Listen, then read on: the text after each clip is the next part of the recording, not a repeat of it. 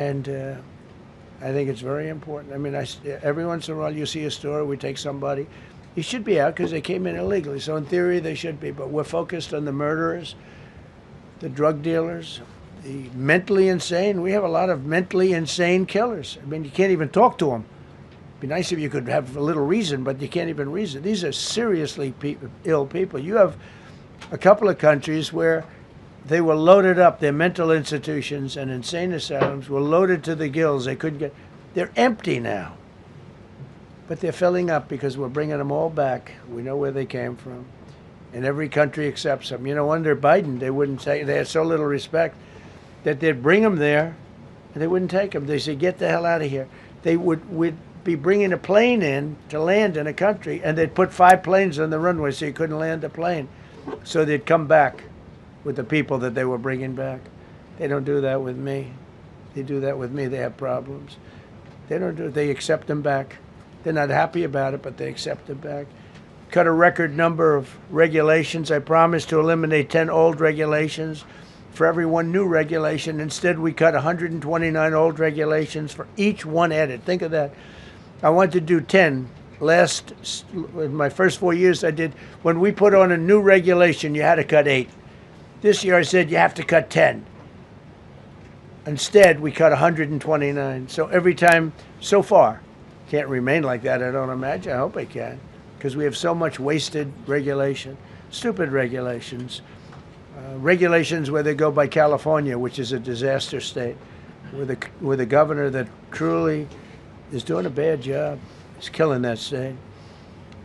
If he ever ran the country, this country would be Venezuela very quickly. Using tariffs slash the U.S. trade deficit by an incredible 77%. The trade deficit is down, and that doesn't include the last month where we had our best month. We slashed the trade deficit by an incredible 77% in 1 year with no inflation, something that everyone said could not be done. So we had essentially no inflation.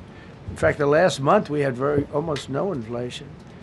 But we slashed the trade deficit by 77%. If you slashed it by 1%, that was good. Again, we did that with tariffs and intelligence.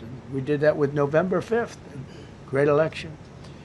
We secured historic trade deals to reduce barriers on U.S. exports with countries covering 40% of all U.S. trade. Think of that. American exports are up by more than $150 billion this year. People said, oh, we're not exporting. All we do is buy. If you keep buying, you're not going to have a country for very long. So we increased exports by more than $150 billion. Investment in American factories is up 41%. That's a record.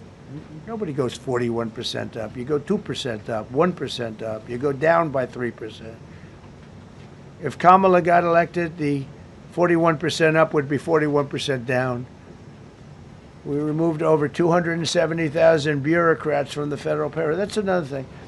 So we have, we announce our unemployment numbers, call it unemployment or employment.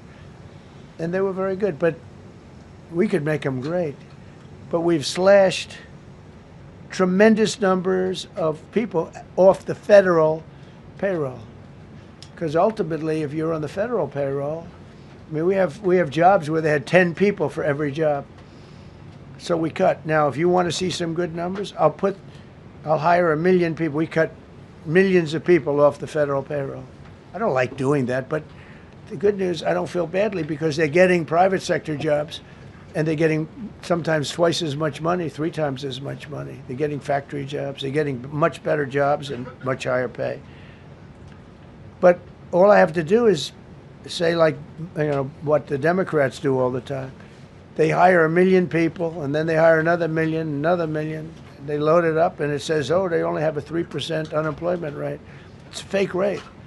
So with us, we're proud of the fact that we cut so many because, again, I don't want to cut people. But when you cut them and they go out and get a better job, I like to cut them. And sometimes they have to be forced to do that because, it's like they want to stay where they are. They don't know. And then all of a sudden they end up, we have many cases, Karoline, where people were devastated. They hated Trump. I got caught from my very boring federal job where they had, again, sometimes 10 people to do one job. And they were very upset. And now they ended up with a job where they get paid 3 times more money. They're ending up buying houses. It's like crazy.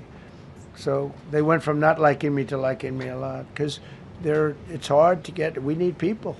We need people. It's one of the reasons. I mean, when you have good people in the farm or good people in hotels and everything else, we want to work with them as much as we can. Under Biden, 1 out of 4 jobs added was a government job. Think of that. So 25% of the jobs added. That's when you know that, that's 25% of jobs aren't real jobs. But again, I could do that. I could add 2 million jobs right now, would have an unemployed. I could say just hire some more people. I do the opposite. I say get rid of everybody that's unnecessary, because that's the way you make America great again. When you have, all these jobs where people are sitting around doing nothing and they get a lot of money by the government, it's no good. But that's what the Democrats do. They show, we were at 4% unemployment. That's a good number. But they just add jobs, or they wouldn't cut. They would never cut jobs. Under Trump, 100% of all new jobs created have been in the private sector. Think of that. Not 1% has gone to federal. So under Biden, 1 out of 4 was a government job. Under Trump, 100% of the new jobs created, 100% came from the private sector. That's how you make your country wealthy and strong and good. We inherited the worst border in history and turned it into the strongest border in history. Illegal crossings have plummeted to the lowest level ever recorded, down 99.999%. That means down 100%. 99.99. Now, I want to find out who that one person is. For 8 months in a row, 0, and these are government numbers, these are not my numbers.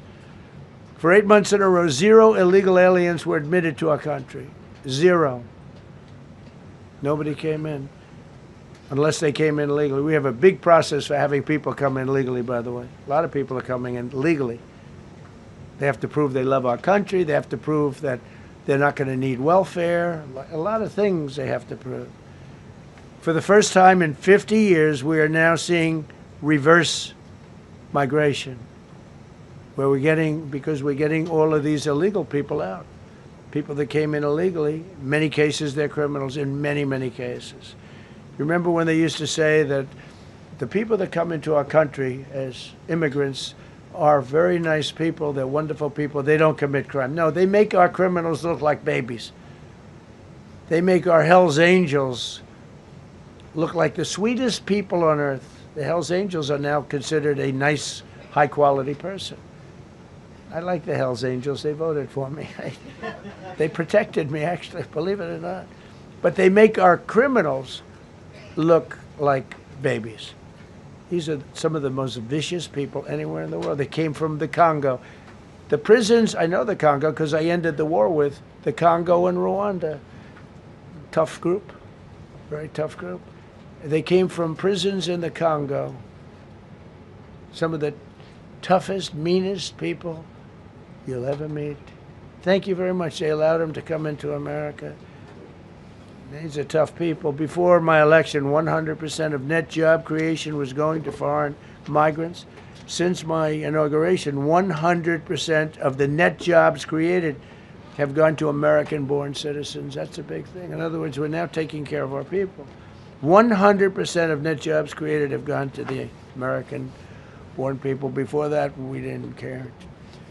Designated Tren de Aragua, MS-13, and the Mexican drug cartels as foreign terrorist organizations, and we've hit them hard. You've seen what we've done on the water. We're starting to do that on land. The land is much easier, actually. Water is incredible. We did that on the water so that when you do it on the land, they don't go to the water. Nobody's going